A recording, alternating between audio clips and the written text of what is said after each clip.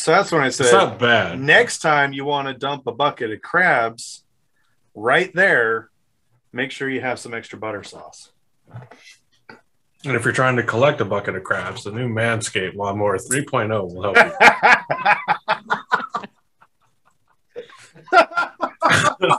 I'm sure that's the advertising that they would love to be associated with.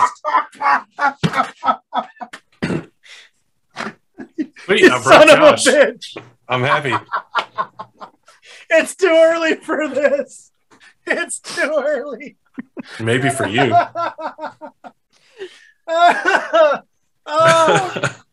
Okay. Let me just go ahead and no, we don't. That's I don't the show. have Thanks for tuning in, everybody. We'll see you later. Welcome to the Black Tower podcast, casting of pods. Oh yeah. Okay. We're gonna pour up some beers tonight. I've got a very lovely Unraveling the Pattern pint glass. It's gorgeous. It's beautiful. Just like Lauren, because Lauren is a gorgeous, beautiful human being. Love you, man. If you don't know who Lauren from Unraveling the Pattern is, go check him out. But we're not talking about Unraveling the Pattern. We're talking about the Black Tower podcast. And I am your Sorovan Mahale, Josh. I am your Bajan Mahale, Andrew, and I got a Gryffindor glass. That's a lot of... I gave myself a lot of head here. That was a really bad pour. Well, you know, what's his name? Marilyn Manson would be very proud of you. So, stop it! So, stop it! What I'm getting from the presentation of the glass is Lauren is half head, half refreshing, tainty beverage, which is far from the worst compliment I've ever heard in the world. I think from us, it's a pretty decent one. I think, Lauren, if you're listening, let us know. Do you like that? Is that a good compliment, or do you prefer another? Anyway, we're here tonight. It's another episode of the Black Tower podcast. We're doing our Black Tower podcast thing. We're here to give you your weekly dose of madness. We hope that you have fun tonight, because we got something really fun in store for you. Do we need to throw out we don't even need to throw out a spoiler warning, do we?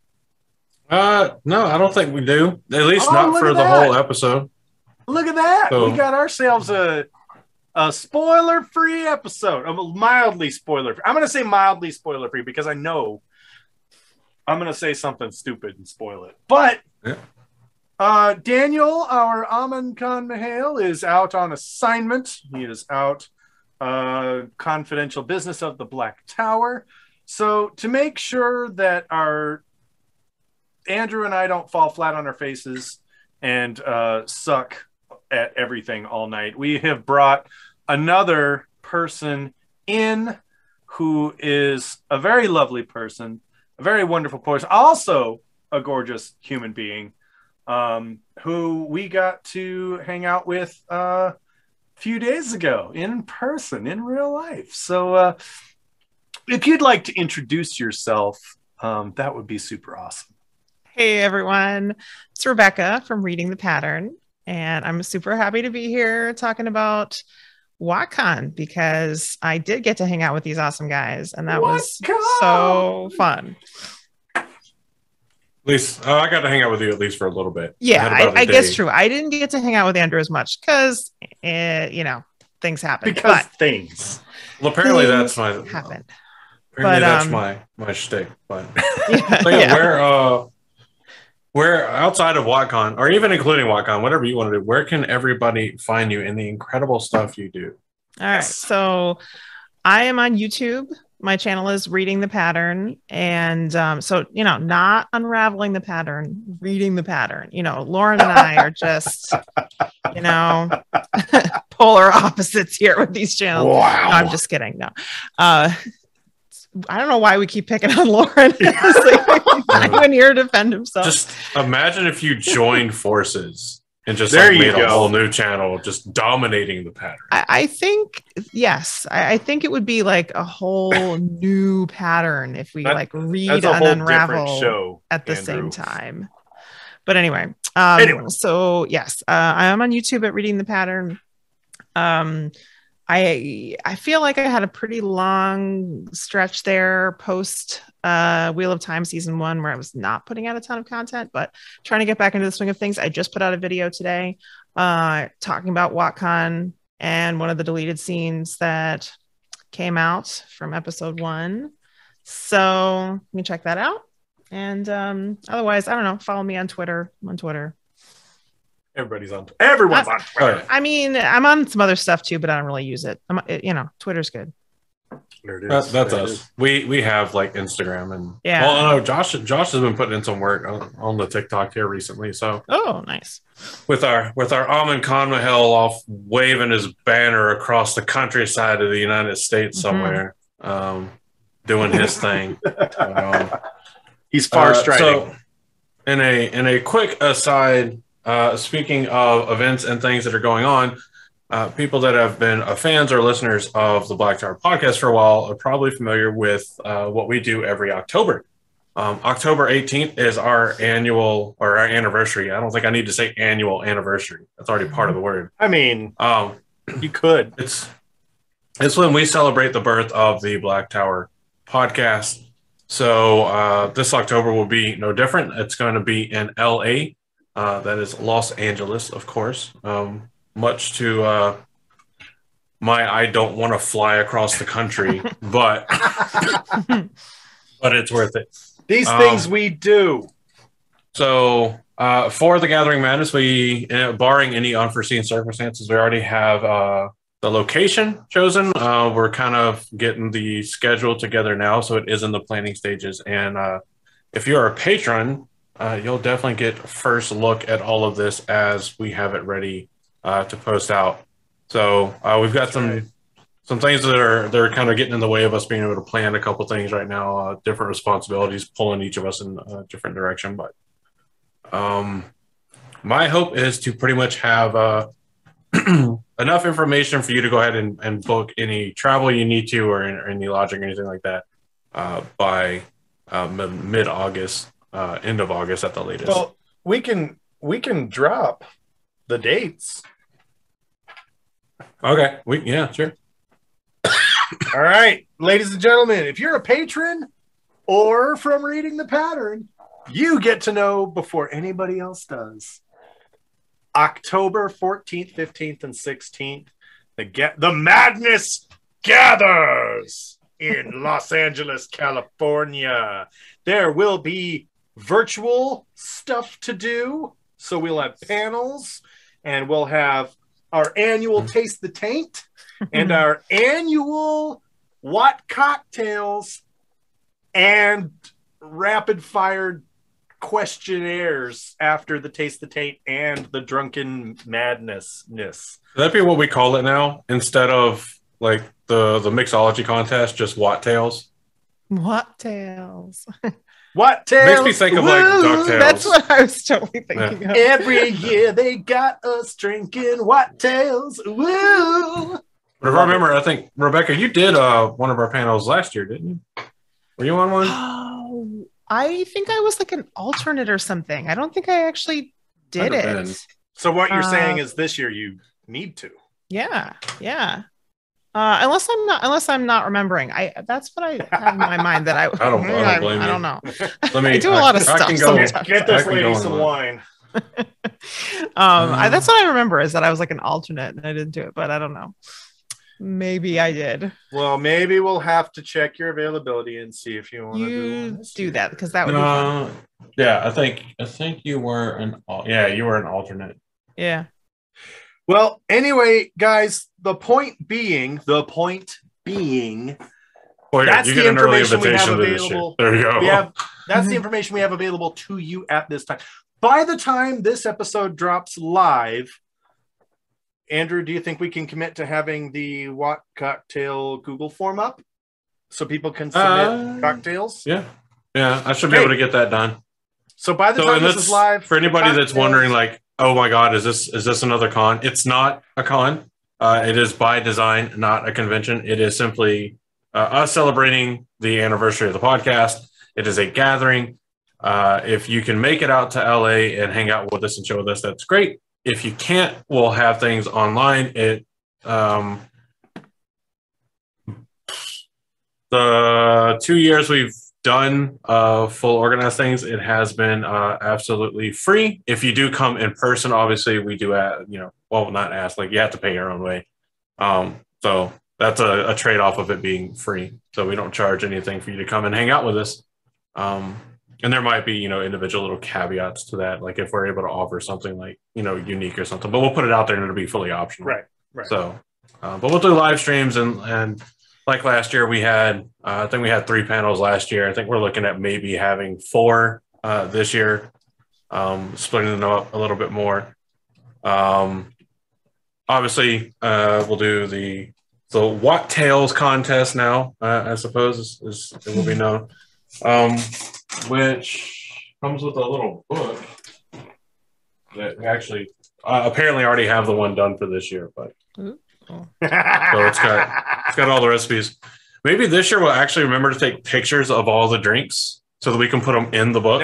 Now you're just getting crazy, sir. Now you're well, it's what I do best. You know what you need to add there? A bunch of crap in a glass. That's gonna be my submission for this year, okay. And I'll be like random bartender from Columbus, Ohio,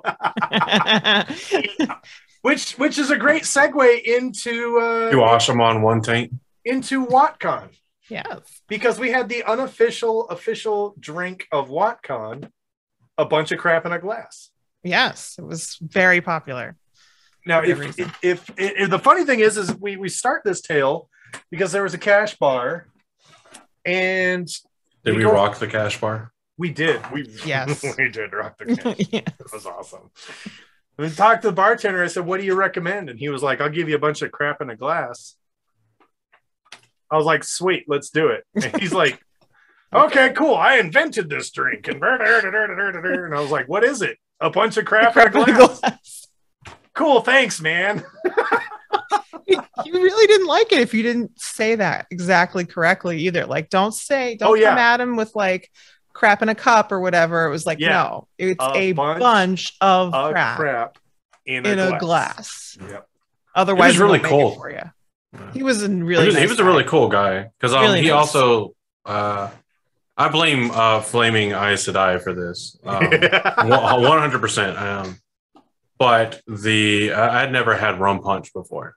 And so that's what I was getting while I was there. And that's what I was drinking when we did our live recording.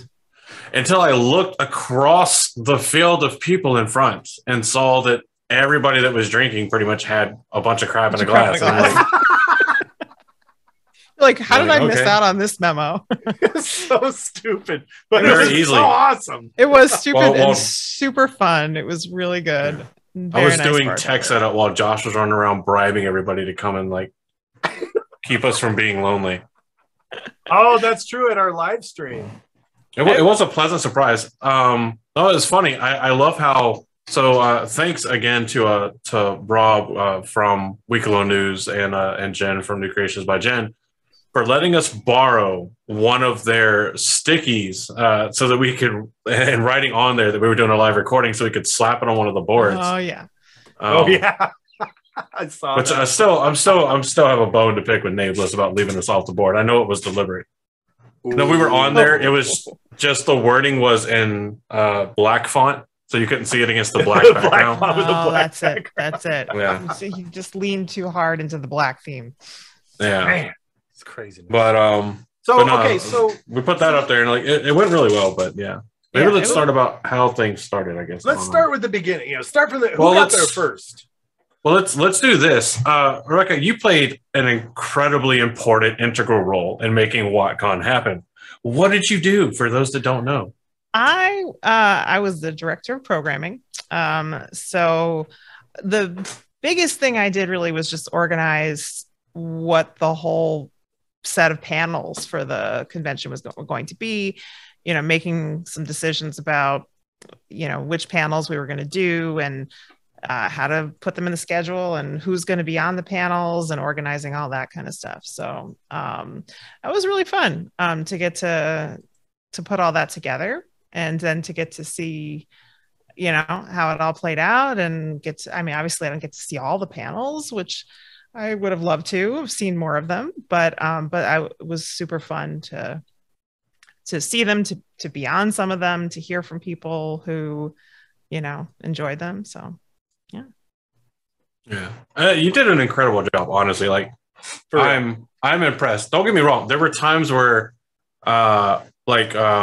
like Wolf Brothers asked me, like, "Hey, do we need volunteers for panels?" And I'm like, I don't know. I don't know how many and what panels are having. So, you know, the people side of it, like, since it was more, our side was more like the in-person stuff, like day of kind of stuff, like the registration and the volunteers and that kind of stuff. It was, you know, it's like, well, we can't really decide those numbers until we know what's going on. Yeah. But once everything started flowing, it actually got all together really well, and I was really impressed.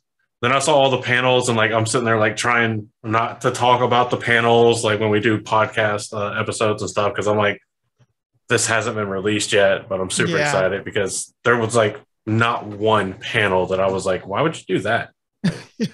I know, that's incredible. That's the crazy thing about like putting all that together and just being there and making those kinds of decisions is it's like, it's all wheel of time. There's so many awesome things to talk about. You just want to do it all. And so I tried to, I mean, it wasn't like officially in like separate tracks or whatever, but my intention was that, you know, there's typically 3 panels going on at a time, that there would always be one that was kind of more book focused, always be one that was more show focused, and then like one that's more just like fun, wild card, interactive kinds of stuff.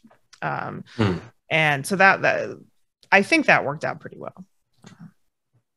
I think it did. I hate that those of you that don't already know, I wound up sick late Friday night, early Saturday morning. So to try in an effort to avoid spreading whatever it was, I thought it was concrete. Apparently, it turned out it was the Rona. So apologies, I guess, to everyone. But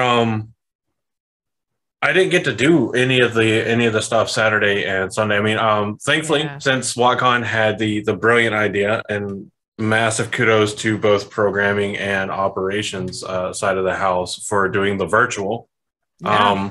I was able to, you know, watch it and watch, you know, Matt Hatch be funny on stage, which was a nice change from seeing him be funny on screen.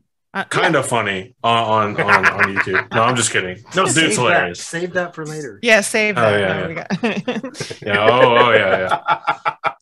But so that was really cool. So I'm like, you know, cooped up in the hotel room, like coughing and stuff and all this other, but I'm still able to at least enjoy the main session. So that was really cool. Yeah, I have to say, I mean, like that part wasn't me as far as like doing the streaming and all of that, but that's more of like all the operations team, and they did an awesome job. Being able to stream everything was really great. I'm so glad we were able to do that. Yeah. Well, it was part of the program. So I'm going to at least give you like at least partial credit. I mean, okay. Yeah. Well, some people who were on the team did some stuff. That's true. But like, I remember when, so we did the survey and everything, because it was a kind of survey that some of us got to do, to take in and say which panels we'd like to be on. And that was the first time I saw any of the panel descriptions. And that's when I started getting really excited. I was like, oh, you know, all these are cool. And, I took the liberty of filling it out for all of Black Tower podcasts. But I was like, I'll just get this done for all of us. And I think I did a pretty decent job. And then I ended up, because you did that, I was just like, you know, I once I was like doing my assignments, I'm like, I picked 6 panels for the 3 of you guys and was just like, here's 6. You guys tell me who's doing what. I remember that. You guys were perfect though. You like responded right away, and you just told me, and like these, you know, Daniel's doing this, Josh doing this, and it was like, okay, you guys rock. It's because we have Andrew, who's a total type A. You need to have one of those. You do. I am type asshole. Yeah. No, but like I felt so bad Saturday because it was about 8:00 in the morning that I sent the message in the Discord group for the Saturday panel that was going to be the WoT IRL one. Yeah. That I'm like, hey guys, I'm not going to be there. Like, I'm sick. Yeah. And I was like, I was looking at stuff, and I know Aradia and I think we were the only two that both were lucky enough to be on two panels that Maria picked out and was like, oh, these be fun. Yeah. And I was so excited. I mean, luckily I got to do the Friday one with the post-canon speculation, which was incredible. Yeah. Maria did not shoot down my idea that the Fourth Age ends in nuclear warfare. That's not a spoiler because it's not in the books. So there's that. Hey-o. So actually, like in between her conversations and some of Aradia's and Wolf Brothers stuff, it actually seemed like there was more like plausibility. I'm not going to say evidence or support for it, but I'm going to take that as a victory. She was pretty vocal too on some of those theories.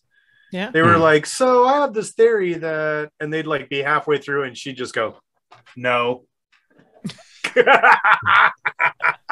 Maria is a riot, an absolute riot. She's a fantastic, lovely person. You know, I don't think enough people realize, so I'm going to throw it out right now. She attended WoTCon. She was there, and she was an absolute joy and delight. But a lot of people don't realize she volunteered at WoTCon. She just did stuff. She just was there, just helping out and doing stuff. It was amazing. Totally.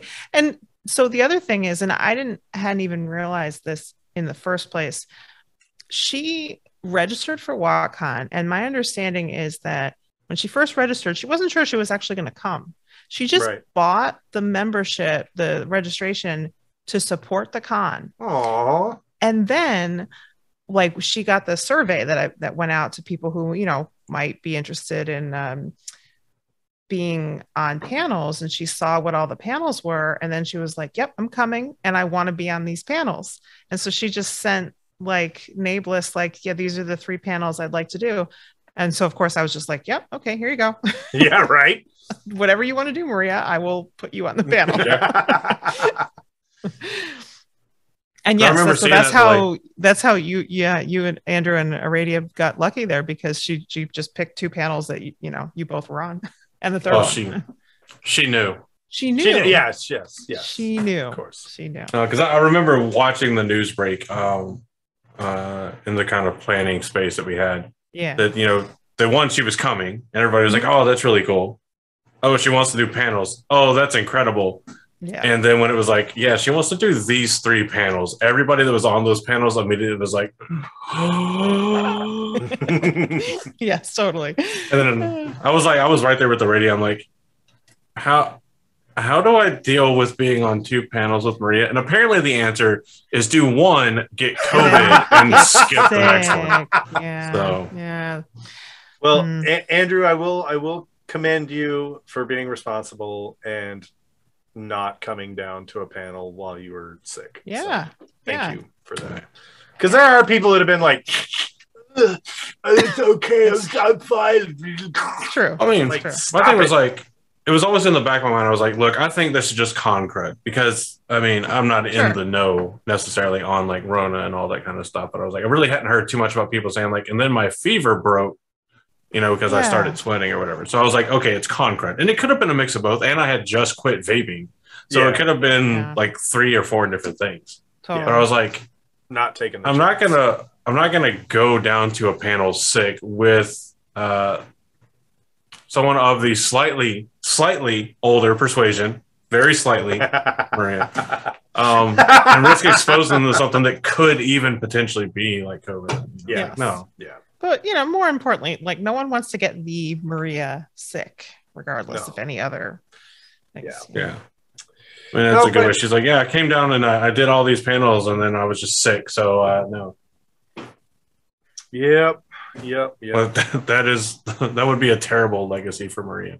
Well, and one of the things I noticed too is with respect to Andrew is because I had got in on like, I want to say like Thursday at midnight. Yeah, you got in just a little bit after I did. Yeah. And Andrew had been there on Wednesday afternoon. Mm-hmm. And Wednesday and Thursday, they had boom, boom, boom, go, go, go, go, go, go, go. Getting things set up, making sure this is set up, making sure that is set up, making sure this is.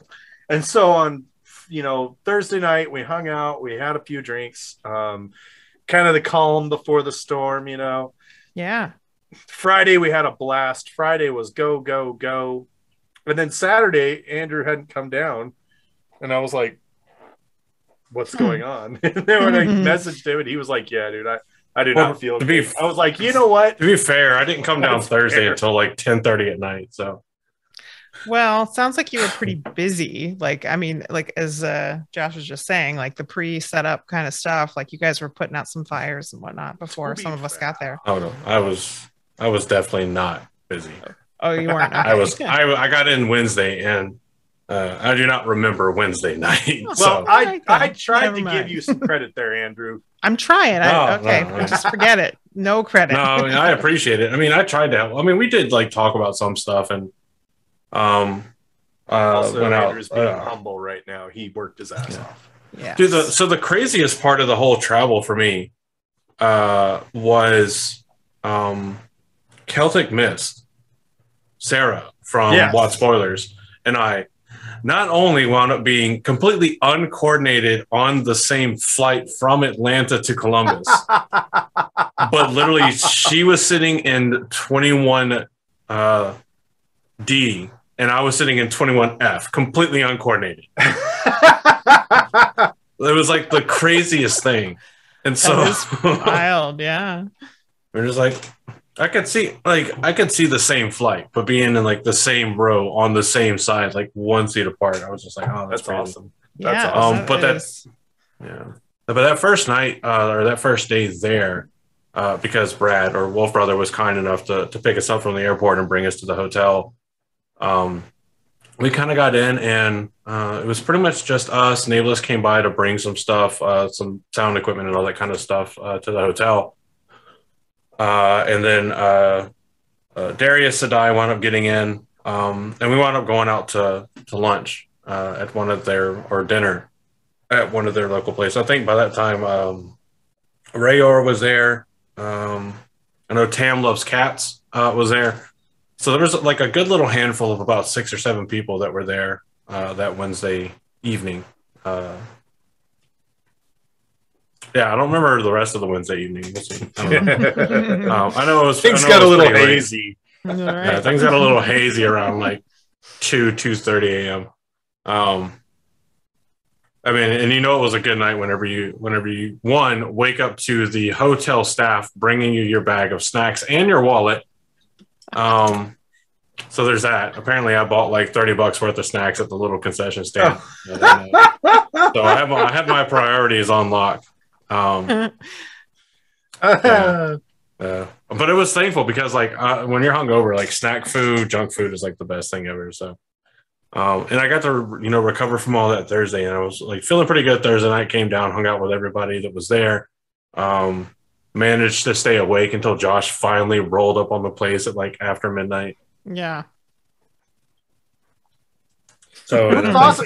Walking in coming in and this being a new place, because the Jordan Con's at the same place it's been for the last, however long, 20 years or whatever. And so the first time you go to Jordan Con, you're like, I know the hotel because it's on every single website. I can see pictures of the outside of the hotel from different posts that people have made. Like, that you're arriving at the right place. This was a new place, new con, no pictures of and so I'm like rolling up in it. I'm like, okay, I'm at the right place. I'm at the right place. I'm at the right place. I'm at the right place. Okay. I'm at the right place. I'm at the right place. And as soon as the cab, or the Uber opens up the door and he's like, all right, thanks for riding along with me. And I'm like, I get out and I have this brief panic. I'm in the wrong hotel. I'm in the wrong hotel. I've got reservations to this hotel, but the convention's going to be at the other hotel 30 miles that way. And I'm in the wrong place right now. And this is going to suck. And it's going to be the worst ever. And I'm having this brief manic attack. Right. Exactly. Yeah. And I get my luggage out and I go through the door and who do I see? Andrew. and he's And- there. To give me a big hug. Aw. And I knew I was in the right place. Yeah. Well, I mean, it was funny because, like, I know for everybody that's been to Jordan Con, bringing the spicy water down in front of the hotel staff is very much frowned upon, and you will get Yes, a stern talking to. they'll for say it. something to you. Yeah, we didn't But really Josh walks in have the. that problem here. So, I mean, It seems like they didn't really care that much. I don't didn't think really they care. really cared. Yeah, I mean, I'm not saying they don't, but they were really chill. no one hassled us, and we tried to be a little. I mean, like Wolf Brother was doing his after hours bartending once the cash bar was closed, and he was being a little discreet about it, like behind a little half wall there or whatever. But yeah, no one hassled us. It was pretty. That's what I was chill. getting at. Yeah, Because after Josh walked in and I saw him and gave him a hug, the very next thing he got was a beer from Wolf Brothers. He did. yeah. He like pulled right one in front up. of the check-in desk. And I'm sitting there like looking at the people behind the desk and they're just smiling. And I'm like, They're just okay, like, cool. "Whatever." They're smiling. All right. Yeah, it I was like, opened it okay. up. I took a big drink, and then I walked up to the counter, and they were like, "Well, you got a warm welcome." No, the hotel staff was so nice. They were really, really great. And yeah, Wolf Brother was awesome for the late night bartending, and Omar was the supplier of late night drunk food, which was Yes. also pretty key. This one's to Omar and to Wolf Brother right there. I'll just give Absolutely. it a nice little. Yeah. And then the guy from the hotel staff, I hate that I forgot his name because he was so nice and so helpful that ran around and was setting up the tables for us. Yeah. Was it Chad? I think it was Chad. Chad. I think it might have It been was Chad. It was Chad. Yeah. The nicest guy ever. And like, there's so many times you go to a place and like the people that work there that are like their job is to help get the event set up. And you ask them for stuff, you kind of either they're just kind of like lackluster about it. Not saying that he was like, oh, this is the most incredible thing ever, but because it is like setting up tables and stuff, which we greatly appreciate. But yes, sometimes you get attitude or whatever the case is, but he was on it. Like as soon as because I know I had to ask for some additional tables for the vendor area, and he was like, oh, where do you want them? He set them up, made recommendations to set them up in a better spot. So we were able to throw the other Chad or, spare of time over in the corner. So that, he had plenty of space and people could walk around, but just the staff was so incredibly kind and helpful and just the nicest people in the world. They were the best. I mean, they brought me my wallet and I was like, okay, these are good people. Well, and one of the cool things is at the end of it, Nate Bliss, he read a couple notes, and one of the things he said was that we got feedback from the hotel, and the hotel staff was like, you guys are like the best convention we've ever hosted here. Yeah. And so it was very mutual. We did get the bartender Dayon to commit to reading The Wheel of Time. We did spread the word of the Dragon Reborn. Day on the ledge on. Yeah, that's right. Plus, if we go back next year, I mean, we're gonna get them all hooked into this. We're gonna hold them all account. You know what we should do? We should go back next year with like a book, with like a box of copies of the Eye of the World and just paperback. hand out the Eye of the World to people. Totally. Except some of them might want to listen to Michael and Kate. Since you have Michael and Kate there. Oh, do you know? Okay, for me. Oh, I do have a new friend that's listening, and they decided with book one to get the one voiced by Rosamund Pike. Oh, okay. So far, they've said good things about it. I'm like, well, yeah, she has a great valid. voice. I mean, Rosamund she's Pike also is just really good as an gorgeous. audio. Yes. She has a really nice voice. I haven't actually listened to the whole Eye of the World by her yet, but I don't know why I haven't. I really should. But her narration of Pride and Prejudice, and there's a million of them. Like hers is the best. She's really good. Nice. I have it because I live 5 minutes, if that, from the main gate of the base I work on, so I have literally no time to listen to it. All right. Well, that's a good excuse. Nice. Well, I know that for me, for WoTCon, now a lot of people know that Kate Redding and Michael Kramer were two of the key guests. at WoTCon. They did some live readings. I won't mention what passages they read because potential spoilers, but I will say this. Both times, not a dry eye in the room. Oh, Yeah. my light. It was hearing them in person read some of the most moving passages in the story. For real. It was surreal. I'm like, that happened. That happened. If they come next year, I petition that they read the that they read the Far Snows. That's my petition. That's my vote. The what? The Far The Snows. Far Snows. Fires of Heaven, dude. Igloo. The best book and the best chapter. The igloo.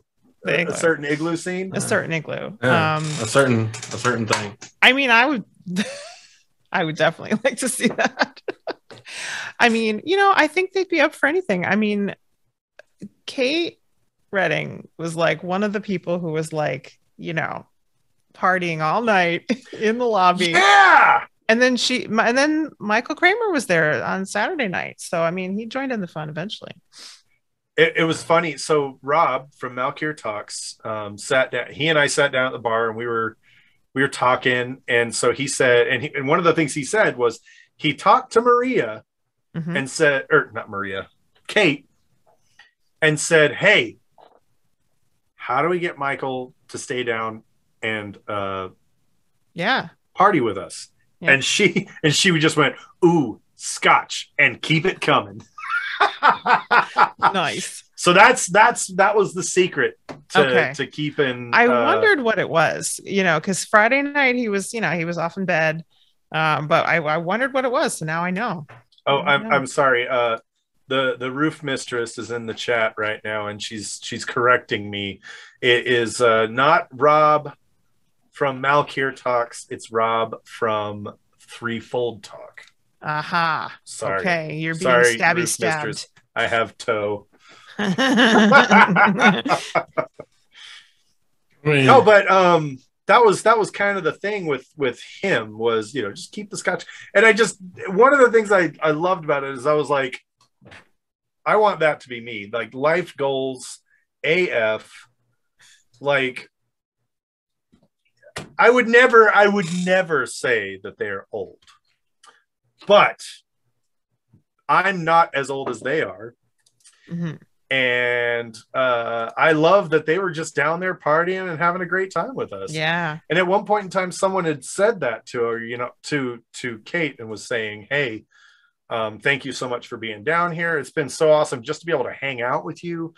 And she made a really cool statement, which was to the effect of, "Hey, we decided a long time ago that we weren't going to do conventions if we couldn't go there and just enjoy it and just be ourselves and just have fun with it." Yeah. And she straight up said, "We are down here having a fun time because of you guys and because of how this community is." That's awesome. Well, so nice. So I think because was their first convention? First in-person convention. In-person convention. They've done virtual appearances at other things. Yeah, because I know they've done virtual at SpoilerCon. They virtually did the back when the White Tower podcast was still a thing. They did the anniversary thing. Oh yeah, I feel kind of honored because obviously like I did miss part of it, which means I'm just even more excited for next year. Mm-hmm. I'm determined to be there. And I will get a Bubble Boy bubble to make sure I can like not miss any panels in any of the events next year. But first off, I want to see that. Yes, I was just picturing like Andrew in a big like plastic hamster ball or something. I'm all for it. But it's my Baymax cosplay. Yeah. So when Aaron and I started Black Tower podcast, we, on just an offshoot, sent off an email to Kate and Michael, inviting them to come on and talk about like the process and stuff. definitely not expecting to hear back. And then like the next day we had an email. We're like, oh shit. And then they came on and they're like, oh, this is the first podcast we've ever been on. And we're like, that's really cool. And so to do that and then to be a part of and be at the first in-person con they're at it's pretty cool. And it's like little things like that memories. So Andrew, along that subject, one of the things I did talk to Kate, because I gave Kate a wristband. She's got her Black Tower Pod wristband. Who did you not give a wristband? If you didn't, how about we put it this way? If you did not get a wristband from me, you need to find me and get a damn wristband. Dude, like you were like a peddler in a backwoods village, just giving them out. Everybody needs a wristband. Everybody, dude, honestly, I'm so impressed with your ability to because you did it. Because the thing is, you did this at JordanCon too, and I know there had to be at least a couple people at WoTCon too that weren't there for the convention at all, that are now leaving that have a Black Tower Pod wristband. And I'm like, what is this? I gave wristbands to several of the hotel staff. Yeah. Like, we know you're here for this baseball competition, but just check here's the Black Tower Podcast wristband. Just check it out. There's going to be some poor kid that's going to listen to one of these episodes where we get extra vulgar or raunchy, and they're just going to full on Hank Hill it. Just I really hope they watched the one that was live from WoTCon. Oh God, yes, our live stream. Well, anyway, what I was going to say is I spoke with Kate Redding, got to hang out with her for a bit, and one of the things I told her is, here you need a wristband. It's it's the Black Tower Podcast. And she was like, oh, yeah, we were on your show. And I was like, yeah, it's been a couple of years ago. We've got a whole new lineup now. And I was about to be like, so you need to come back on the show. And she was like, so we need to come back on the show. So we need to send them another email. Do it. And really, I could have said that to you off the air, but I wanted to flex a little bit. No, you have. I mean, it's one of those things because we talk about this stuff not because it's a flex or whatever. I mean, well, maybe a little bit of a flex, I guess. I don't know, a little bit. It's okay. But it's exciting. It's cool. For these little things to happen, and it's a nerdy flex. It's okay. Yeah, I mean, and there's things that I think a lot of us have found ourselves in situations that years ago we would never expect it. I know I never expected to be a director of a con, especially one that wound up going this well. Rebecca, probably the same for you, I would imagine. Yeah, absolutely. Yeah, because I remember when we had the big meeting and everybody was either volunteering or being voluntold into the directorships. Yes, the people group seemed to be the weirdest one, because it was 3 times I'm sitting there look, I'll do it. And then finally I was like, okay, yeah, you can do it. And I was like, well, hopefully this goes well. And we probably all feel the same way, but I feel like I had the best team. Everybody worked really hard from the Discord team with Zul and Kayla to Brad doing the volunteers. Kayla also doing and handling all the accessibility stuff. I don't think I heard a lot more recommendations to how things could be more fun or be done better than I heard real any kind of real gripes or complaints. I heard a lot of constructive criticism rather than anything. Sure. No, I feel like we got a lot of that. I don't know. I feel like we all came out of it kind of energized of oh, we learned a lot of stuff and here's some things we can do differently. But none of it was oh, this was bad, this didn't go well, this, negative. It was just hey, here's more opportunities to make this even better. So just super excited to do that. Nice. What about you, Rebecca? Were there any standout moments, super amazing? Yeah. I mean, I'm sure there were. I mean, so this was my first fandom con. I have not been to JordanCon. I was supposed to go. Yes, I was supposed to go this year. I had a membership for JordanCon this year, and then I could not pull it off. I have little kids, so it was a big deal for me. This is my first time leaving them for like a length of time. Wow. Yeah. So anyway, so that was a big deal for me. But so I had not been to JordanCon. I hadn't been to any other like fandom cons. And I mean, that to me, that's, it's corny, but it's true. It's like, that's the best part of it, is just, meeting so many people in person. I mean, there's tons of people there, including you guys, who I've talked to a bunch of times before. Like, we've been on Zoom together before and all that kind of stuff. So there's tons of people like that, or people I've just, I've watched their YouTube videos or listened to their podcasts or whatever. So there's tons of people like that. And then there's people that I've just gotten to know on Twitter or Discord, or people that I have had no interaction with before. But in any case, like, you just like, you go there and you feel like you're meeting a whole bunch of people who are like already your friends. And that's just an awesome experience. That for me, that was the first time with that. And but yeah, I mean, others, standout things, like I said, just because I was involved with making the program, like getting to, hear from people, like how much they're enjoying the panels, or even just getting to witness it, right? Like being in a panel room and, seeing the audience interact, and the panelists, having good vibes with each other, and just like so many like great things that they're bringing forth to discuss. And so all of that was just, I feel like we created something. And that was like the best thing about this, is that, I didn't just get to attend. I also got to be a part of creating something that didn't exist before, which is really awesome for me. But yeah, I mean, definitely some of the things that we've already mentioned have been standouts, but, yeah, I mean, and honestly, attending like your live, recording, that was super fun, you guys. It was a blast. So I totally enjoyed that. You know what? I love it because I have Josh and Daniel that are very animated. Yes, and then I just sit in the middle and I just stroke my beard, face palm, and I get the occasional one-liner in, and it works. You are a lot of times in that situation, you're the straight man in that comedy trio. Oh. And not commenting anybody's sexuality, whatever. I don't know, it doesn't matter. Oh no, you're fine. But you know what I mean, in a comedy sense, you're yeah. So it was, I don't know, that was honestly super fun. I like, it's a different thing. I mean, like, obviously this is fun, doing this, and but having that whole energy of like people in the room and everything, like it was a blast. It was really fun. I was so surprised because I know I told Josh and Daniel before we even did it. But I'm like, dude, if we have like 3 people that are sitting in there with us, like I'll be surprised. I'll be impressed, and I'll be happy. Yeah. You probably had like 30. And then then like we kind of like started getting everything started.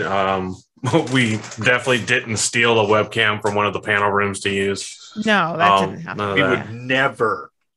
Well, we had somebody from the IT department there supervising, so it's okay. Right.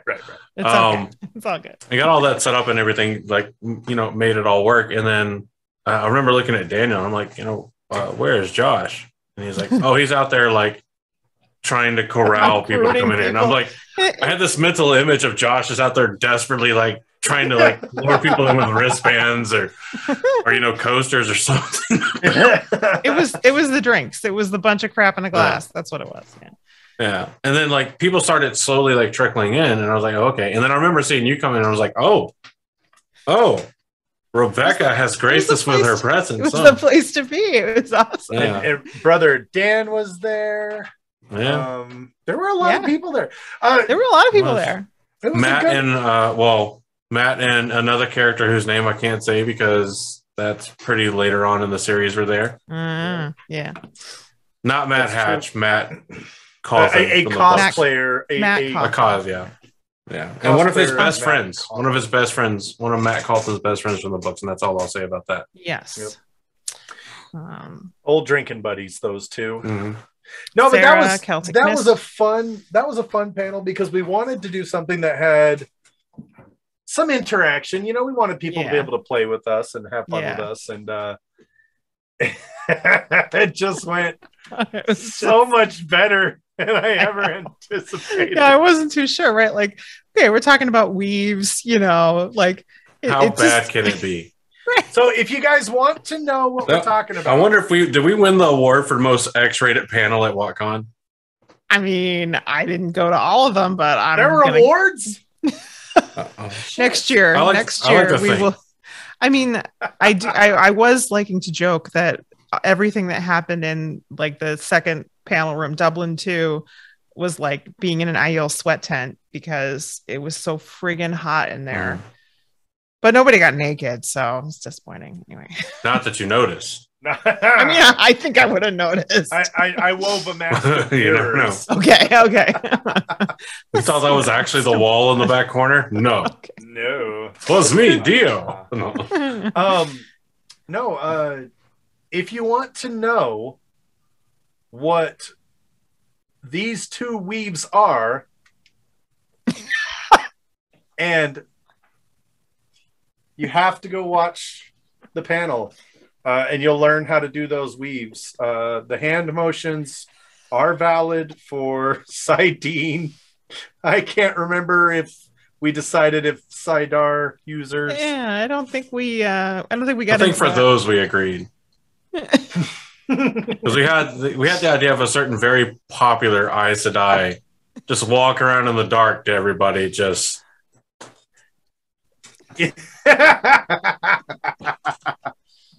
Oh no, it was actually really good because I remember like when we were thinking about the idea for what we're going to talk about, I was like, look, let's do something that, like Josh said earlier, can incorporate like audience, participation, but isn't wholly reliant on it.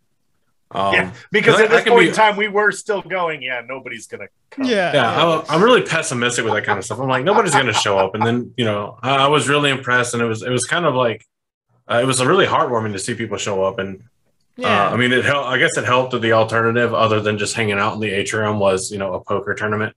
Yeah, no, that's right. That's not for everybody, and it's not everybody's bag. So yeah. But no, it was for me, it was a clear choice between poker tournament, hanging out with you guys. Very clear choice. Lose money or gain taint. It's a hard choice. Not hard at all. But I feel like, I mean, aside from that just being super fun, I feel like it was also kind of instructive for us, like for next year, for like how to do more like podcasts or live recordings in general, and how to make that like more fun and interactive. So I'm glad that worked out. Oh yeah, the balefire hand motion weaves were also pretty good. That was good, yeah. We know how to balefire people now. So I'll never look at Don Cheadle the same way. Be kind to the planet, or I'll turn you into a fucking tree. But no, it was really good. I mean, and even like kind of sitting back and like seeing a bunch of the pictures come in on Twitter. Yeah. And kind of like, I don't know if there is a worse degree of like kind of FOMO than that, like physically being in the hotel but being stuck in the hotel room. Yeah, that kind of sucks. That's true. Like, it was Norm. Yeah.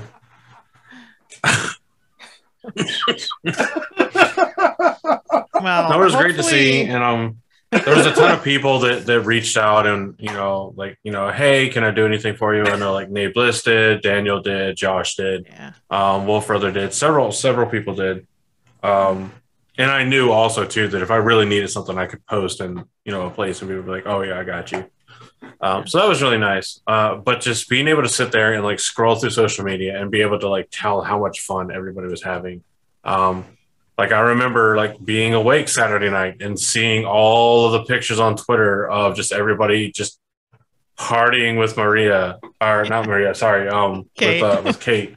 And I'm just like, I mean, there was a couple around like earlier in the day, of course, of people like hanging out with Maria, but and just the positive feedback. Like I know a lot of people really like the format of how everything worked, with the banquets that brought everybody in, the focus on like having the main sessions, where it really instead of just having everybody mull about and do their own thing, this emphasis on people getting together and having the shared experience of the main session and the banquets, eating together, and even like lunches kind of too, even so there were lots of opportunities to like gather as a group, and I think people enjoyed that. Yeah. I mean, it was a nice big emphasis on the community aspect, right? And that's the big thing that WoTCon was for. You know, by the community for the community, and I think ultimately it came across really well, and that was one of the big things for me is hoping that it came across that, you know, yes, a lot of the people that are helping make this happen, not all, but a lot of the people that make this happen, you know, do things like podcast or do YouTube channels or do music or do art or whatever the case may be, do some form of content creation. Yeah. But, you know, we're all just big nerds too. Yes, that's kind of the point of why we make this content, because we are super nerdy. But and that everybody, you know, that's kind of like just across the board, right? Even if you don't have a podcast or whatever, you're contributing to the community and, you know, offering up your own nerdy ideas and stuff, and it just makes it better. Yeah. Let's see. Awkward silence. I'm trying to think. I mean, did you guys want to? I mean, I don't know if you had like you guys were both on some panels. I don't know. Well, Andrew was only on one, sadly, but what was that like for you guys being on the panels? I want to do it again. Yeah, I had so much fun on my panel. Both my panels. Yeah. But the first one that I did was the prosecution of Gawain Trakand. Yeah. How come fun with that? I was there for 10 minutes. And then like that's the one time I got called away for director duties was 10 minutes into the Gawain. Well, you don't even know. I was like mad at myself after I made the schedule, because I was like, what did I do putting myself on a panel at the same time as the Gawain panel? Because then I can't watch it. I was like, what? I was just pissed at myself for that. So anyway. No, it was fun because before we get into talking about like the actual topics of the panels, for anybody listening, this is a very soft spoiler warning. We're going to reference like panel names that are going to reference names and concepts from later on in the series. So it's not going to be like real big spoilers, but like really soft spoilers just for anybody that wants to avoid absolutely everything. So, all right. Sorry. Go ahead, Josh. Perfect. So Critter and I teamed up as the prosecution in the Why Gawain Trakand Sucks panel. Darius Sedai, or Flaming Eye Sedai, was your our honor litigator. Your honor. Yes, and the honorable, the honorable Darius Sedai. And then we had Brother Dan and Kayla, Master of the Deck, was Gawain's defense. Mm-hmm. And we went back and forth. We presented points and had a lot of fun with it. And let me just say this. I'm glad I was on Critter's team. She is a ferocious prosecutor. She's a literal lawyer, folks. It's almost like she has experience. She does that for a living. Yes. Well, that was one thing I remember when I was talking to Critter about like what she wanted to do for panels, and she's like, well, I would do this, this, and this, but what I really want to do is prosecute Gawain. And I'm like, well, I'm not going to argue with that. You know, the funny thing is too, is now I got people being like, who are you going to prosecute next? And I'm like, yeah, we can make this a series. We were already chatting about that in the WoTCon Discord, because, you know, I think we do. Like, that was such a popular panel, and there's plenty of people we can, you know, put on trial here for characters. So I think we will do that again. It's just a question of which character we will pick for next year. Can really, really overflow with making it like a controversial prosecution of a character, like the prosecution of Egwene.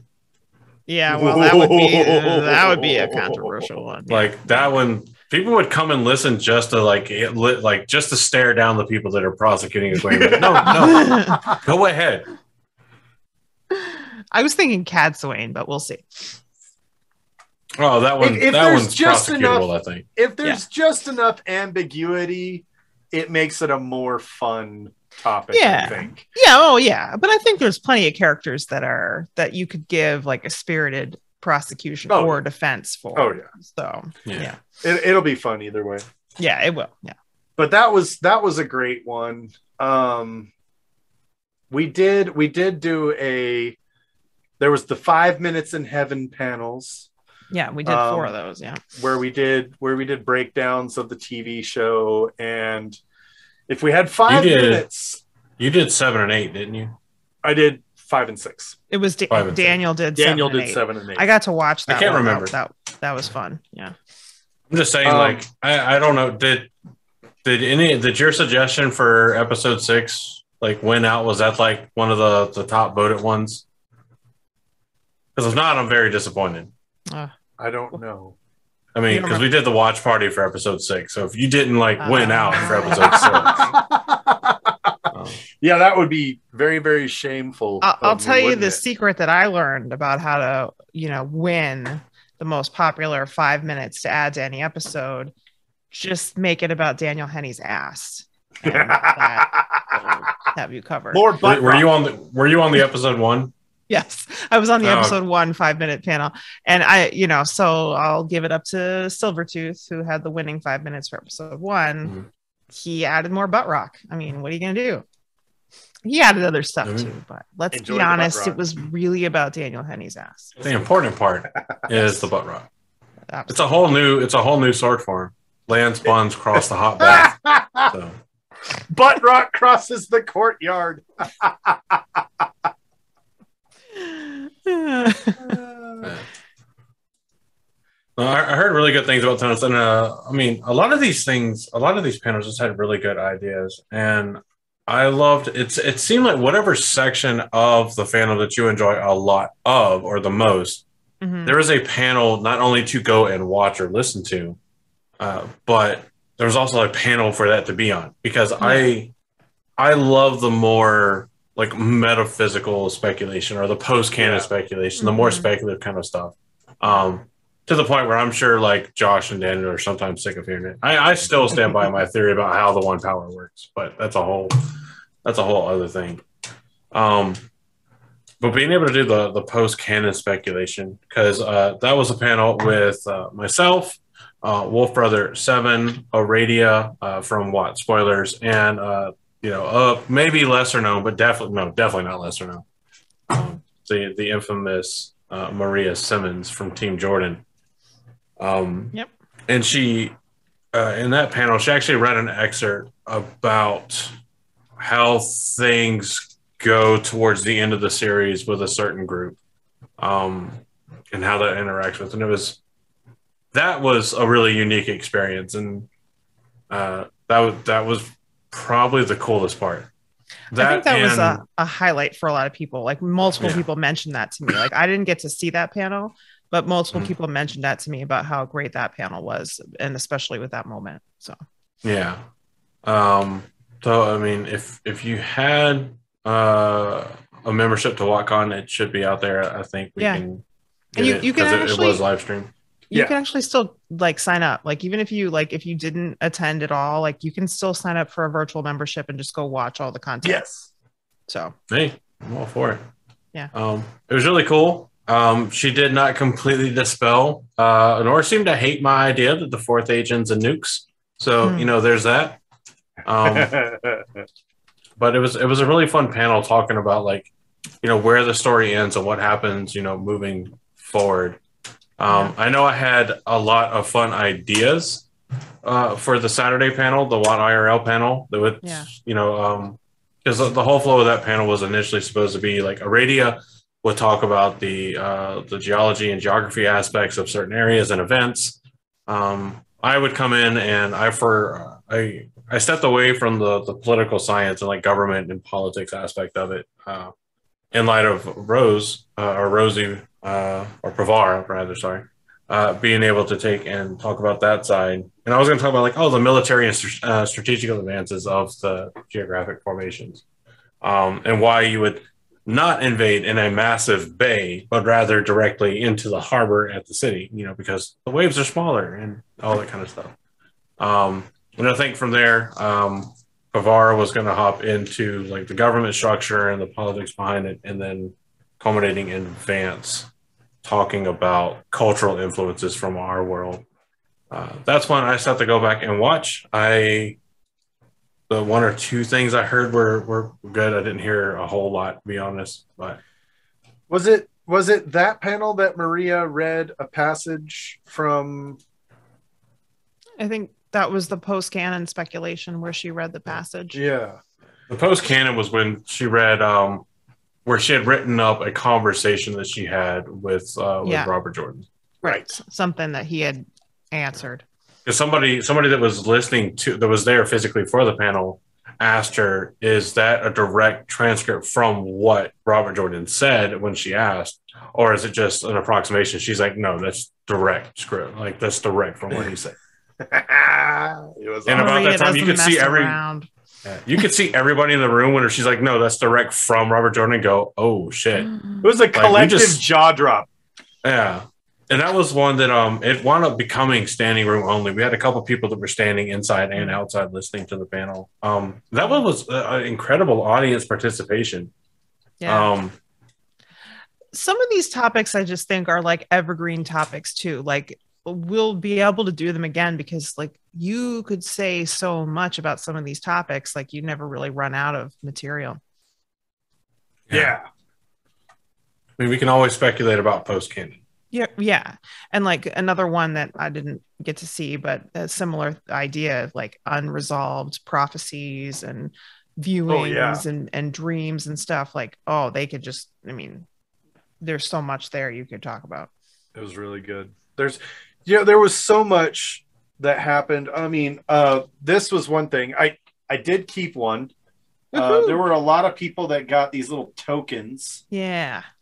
I just took one out of a bucket on like Saturday night because there was like a whole bucket of them. I'm like, I'm not going to get one of these, and there's way too many, so I'm just going to take one, keep it.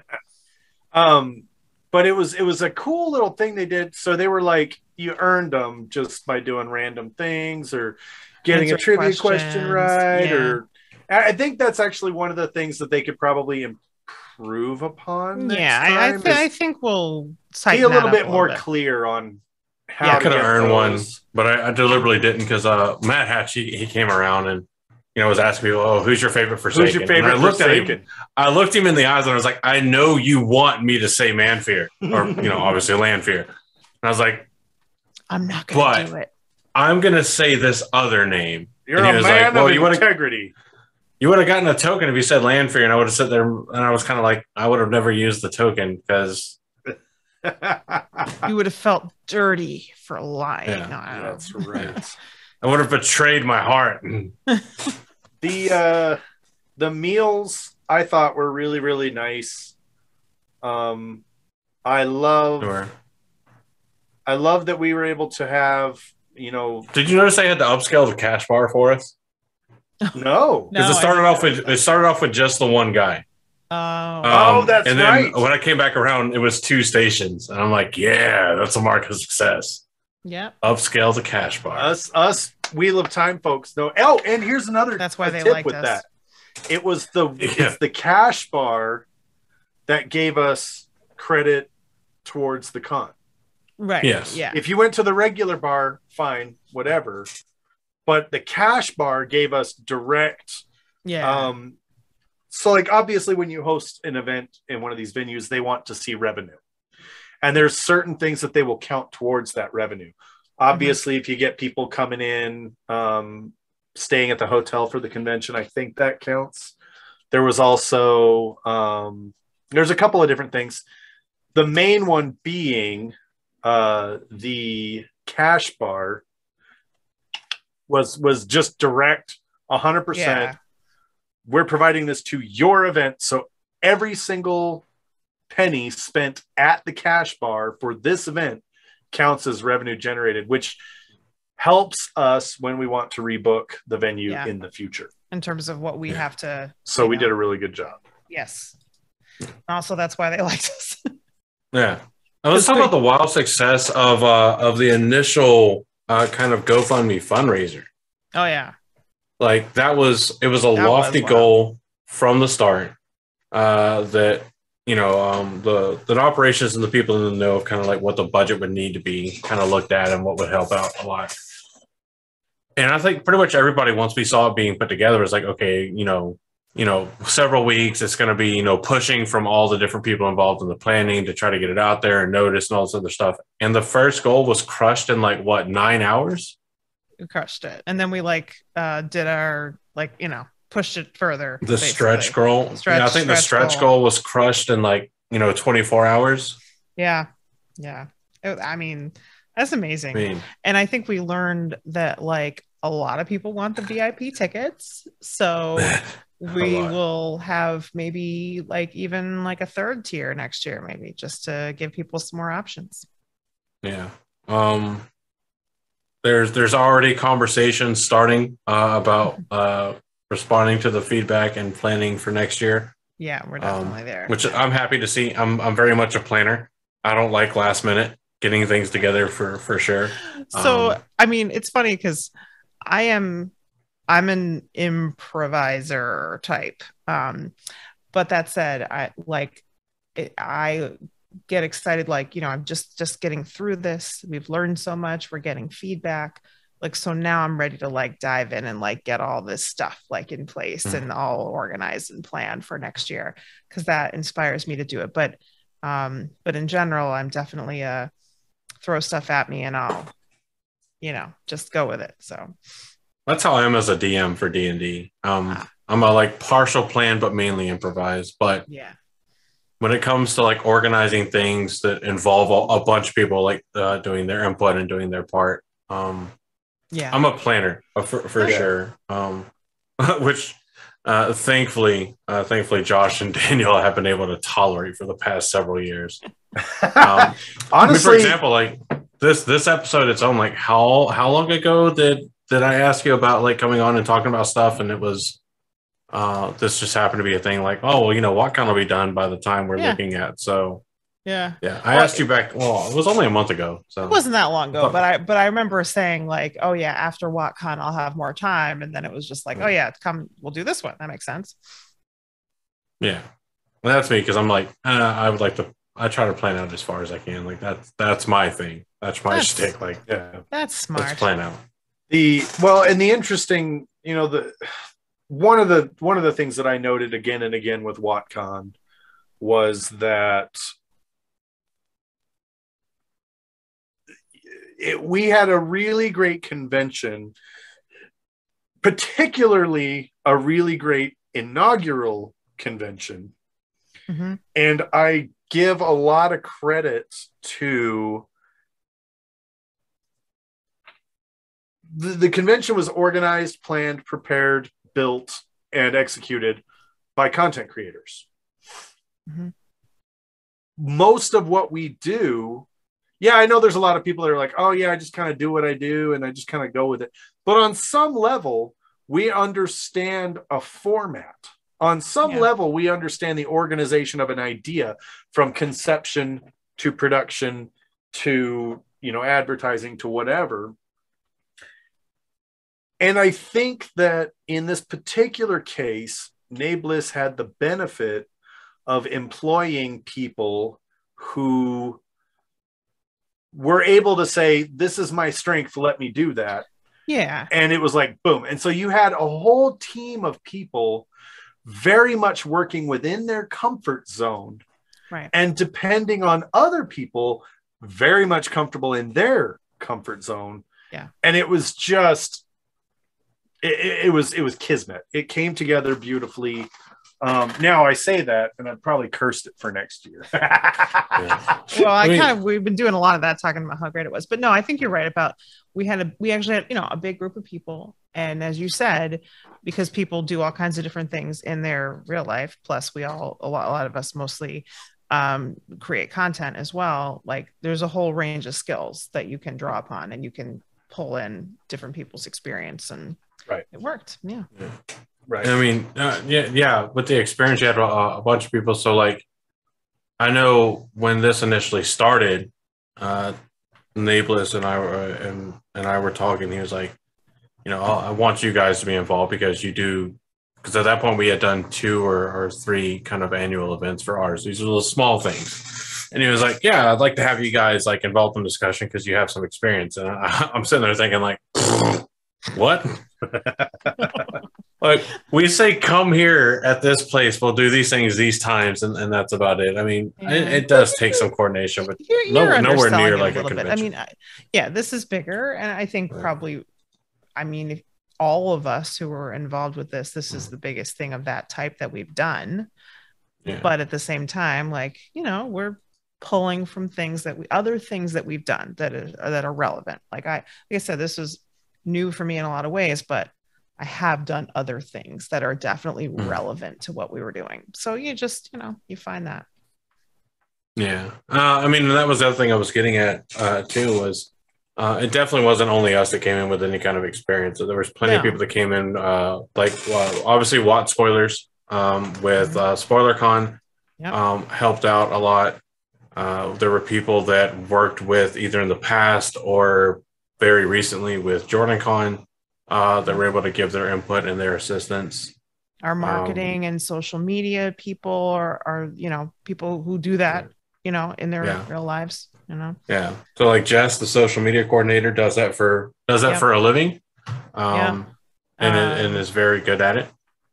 Yeah. And Darush said for marketing, he's pulling from his real life experience too. There's a bunch. I know Vance works in IT, so he was able to help a ton with the IT. I definitely didn't want to do IT for the convention. I was like, no. Nope, I was like, I'm tired of IT. I can do it. It's just, I can do it, but it's what I do for a living. I know it's what Josh does for a living. You have the people that are like, yeah, I'll definitely help out and have the skill set, and you have the people that are like, I'll help if you really need me to. And I know that's where I was, and probably where Josh was as well. Like, if you really need me to help you with IT stuff, we will. But looking at the IT team I had, they didn't need any help. Yeah, we have a lot of people who have those skills. Thankfully, there were plenty of last minute. We need something for this, and I think there were a lot of people. I know Wolf Brother was all over the place. That man. Oh yeah, I don't know how he did that. He's amazing. That dude's a beast. He's a wolf. But I know there were times where, someone say, do we have this? I don't know. Let me go check. And so I'd run and go find something and I think a lot of, I didn't do a lot in the planning and execution of the show. Andrew was 100% representation for the Black Tower podcast. He did. He represented hardcore. Yes. And I'm saying that about him because he's not here to be like, well, I didn't really do all that much. Shut up. Yeah. Yeah, but what are you going to say about it, Andrew? Yeah, he's going to yell from the other room. No, but I felt very personally invested in it as well. Yeah. Still, just because there's a lot that goes into a lot of this. Yeah. And we all want it to be nice. We all want it to be good. We all want it to be a success. Definitely. And so it was a lot of fun. It was a lot of fun seeing. And maybe. No, I'm not even going to say that. I'm going to say it was a lot of fun to see everybody who was there as attendees, as organizers, as content creators, as just regular old fans of the Wheel of Time. It was so amazing seeing everybody equally and invested in making sure that WoTCon was a success. And I think that's one of the beautiful things about this fandom, this community, is that I've never seen a more inclusive, ready to help, ready to have fun, ready to roll up their sleeves and do what needs to be done. And it's just amazing. It's amazing. And I think it was a success because people had a great time. That's what it comes down to. I would agree with that. Yeah. And there was even more people that helped and did more work in the background that weren't physically there. I mean, there were people like Leia, like Roof Mistress, that agreed to help with looking after the Discord. Yep. Which helped immensely with the kind of like virtual kind of aspect of the con.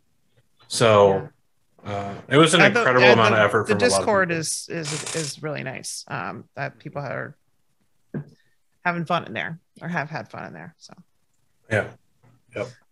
Yep. But I don't know. I'm looking forward to next year. But here, it's probably about a good time to start wrapping up. Yes, I think so. Yes. So Yeah, I don't want to keep anybody too long. So, Rebecca, what are your final thoughts when it comes to WoTCon? When it comes to WoTCon, what's your final thoughts? Just wrap this up in a nice, pretty package. All right. Well, you know, fantastic time. Just really, everybody, like I said, it had. I feel like I had a great time. Everyone I talked to was having a great time, and I just a real community experience. And we've already like learned a lot, and we're going to make it even better. So that's how I feel about it. Andrew, you want to go next? Sure. I mean, I feel the same way. I can confirm WoTCon is so much fun that you can go attend one day of the con, get sick for the next two, and still not regret going. I mean, that says it all right there. That's right? A powerful statement. Andrew's like got friggin' COVID, and he still is like worth it. So there you go.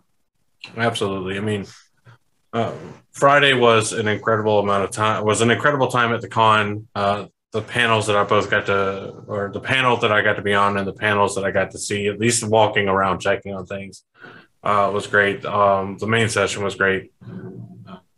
I can't wait to see what is done for WoTCon 2023. I'm really excited for it. And it seems like some of that excitement might be semi-satisfied in terms of like planning and talking about it here sooner than I expected. Not to give away how soon that conversation may be happening. Josh? My final thoughts. Somebody that was actually there all 3 days, like Rebecca was. My final thoughts on WoTCon. I've seen a lot of people talk about like, oh, is it competing with JordanCon? Is it? I want to say this very, very, very, very bluntly and very, very clearly. It is in no way in competition with JordanCon. It was organized and executed with the JordanCon committee's blessings. I believe at one point in time, Nablus even reached out to Team Jordan and was like, hey, we want to do this. Is this okay with you guys? And they were like, heck yeah, dude, let's get crazy.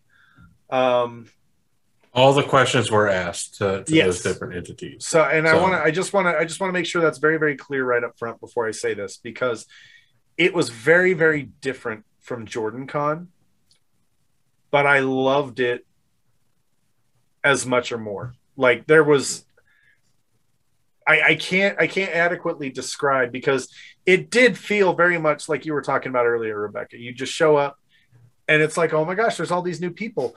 And for someone who's attended JordanCon for the last 10 years and everybody's like, oh yeah, well, it's just like JordanCon. You show up and you meet all these people.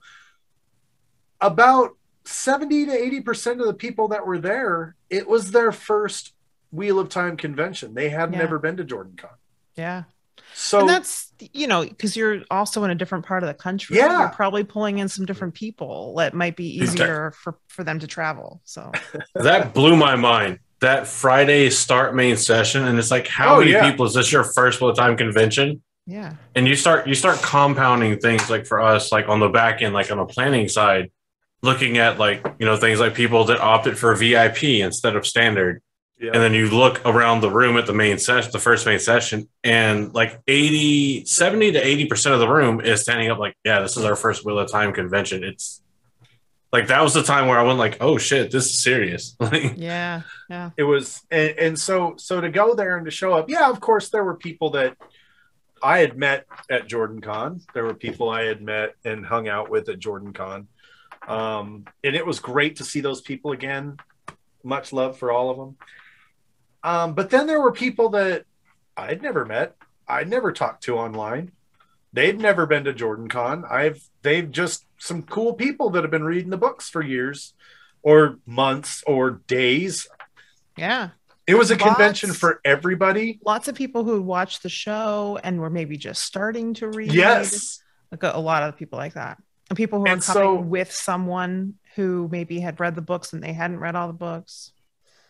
And just having such an amazing convention, and we didn't even talk about the Wheel of Time on Prime people authorized and gave us 2 deleted scenes. Yeah, we didn't even talk about that, but that was amazing. Yeah. Just to have that and know that that little piece of that was ours. Mm-hmm. It was breathtaking. It was an absolutely amazing thing to be a part of. And I'm going again next year. When Nablus said, we're doing this again next year, I about shat myself. I was so excited. Yeah. So go onto Twitter, go to hashtag overheard at WoTCon, and you'll see a lot of really funny out of context tweets. Because every time someone says something that was a lot of fun, just hashtag overheard at WoTCon and throw it out there. All I wanted to do on Saturday night was just hashtag overheard at WoTCon everything that Joe from Talk Around Riyadh was saying. Everything that was coming out of his mouth. Let Joe blow. Joe did blow. He blew his horn. He did. There was some blowing. Oh, Rebecca, thank you so much for being here with us tonight. Thank you for having me. It's so much fun. About time you caught on, Josh. Remind the people again where they can find you and what you do. Rebecca, Reading the Pattern. Check me out on YouTube and Twitter. Excellent. Do it. Thank you again. You won't regret it. You will not. It's absolutely amazing. And for those of you who are interested in joining into these beautiful recordings live, all you have to do is be a patron. Go to blacktowerpod.com. It's your one-stop shop for all things Black Tower Podcast. It's got our Patreon. It's got all our social medias. It's got our most recent 5 episodes.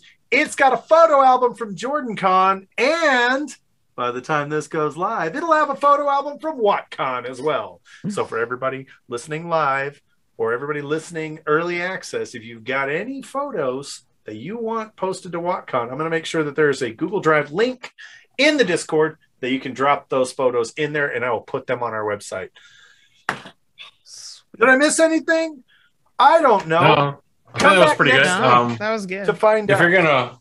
If you think you may find yourself in Los Angeles, California, October 14th, 15th, or 16th this year, keep us in mind because we'll be doing the Gather Madness, celebrating the official 4th year anniversary of the Black Tower podcast. I think I did math right. Yeah, 2018, 2022. Yeah, 4 years. There will be taint sauce there. We'll be starting the 5th year, so we'll be able to take the 5th. Nice. Starting after October this year. That was such a lame joke. Oh, nope, I'm here for it. I love everything about it. Damn joke. But again, thanks Rebecca for giving up some of your time to come and chat with us. Thank you again for all the work you put into WoTCon. It was just incredible, and it was a pleasure working with you to make this thing happen. Same, right back at you. It was really great. Shucks. But from all of us here at the Black Tower podcast, I have been your Bajan Mahal Andrew. I have been your Sorovan Mahal Josh. And we hope that you have enjoyed this little dose of taint. And we hope that you're just a little bit more insane than you were when you first started listening. And here in spirit, Daniel is our Amakan Mahal, and he thanks you as well from his travels. And in his infamous words that he definitely thought of and created on his own, we hope you're having a fantastic morning. And in case we don't see you again, good afternoon, good evening, and good night.